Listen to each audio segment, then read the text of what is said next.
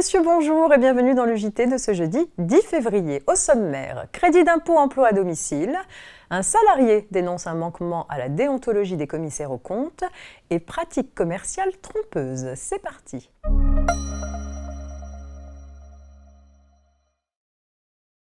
Les sommes réglées en rémunération de services rendus au domicile d'un contribuable ouvrent droit à un crédit d'impôt de 50%. L'article 3 de la loi de finances pour 2022 vient clarifier le sort des prestations rendues hors domicile qui peuvent, selon le fisc, également bénéficier du crédit d'impôt.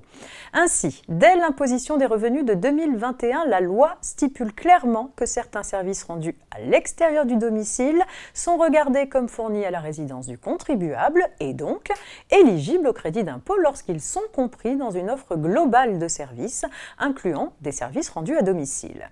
Par exception, les services de téléassistance et visio-assistance souscrits pour des personnes âgées ou handicapées donnent droit au crédit d'impôt même s'ils ne sont pas inclus dans une offre globale de services.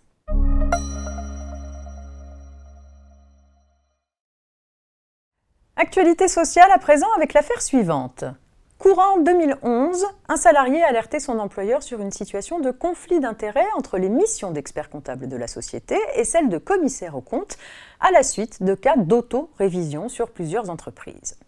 Dans les jours qui ont suivi ce courrier, l'employeur a engagé une procédure de licenciement à l'encontre de ce salarié pour plusieurs motifs, dont les menaces de saisir la compagnie des commissaires aux comptes pour un prétendu conflit d'intérêts contraire aux règles déontologiques. Les juges vont annuler ce licenciement car à leurs yeux, il ressort des éléments de cette affaire que le salarié a été licencié pour avoir relaté des faits dont il avait eu connaissance dans l'exercice de ses fonctions et qui, s'ils étaient établis, seraient de nature à caractériser une violation du code de déontologie de la profession de commissaire aux comptes. Peu importait ici au juge que l'employeur ait aussi invoqué d'autres motifs de licenciement dans son courrier de rupture.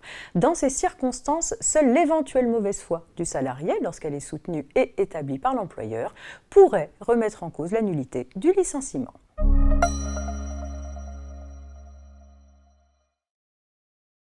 Vous le savez, le cadre juridique de la protection des consommateurs se modernise pour adapter les règles existantes au commerce électronique. Propre à la vente en ligne, de nouvelles pratiques illicites font leur apparition. À compter du 28 mai 2022, il sera interdit de référencer ou classer un produit sans indiquer le paiement effectué par un tiers pour obtenir le référencement ou le classement, de revendre des billets pour des manifestations en contournant via un moyen automatisé une limitation ou une interdiction de revente, d'affirmer que des avis sur un produit sont diffusés par des consommateurs qui ont effectivement utilisé ou acheté le produit sans l'avoir vérifié, et enfin de diffuser de faux avis de consommateurs ou de modifier les avis de consommateurs.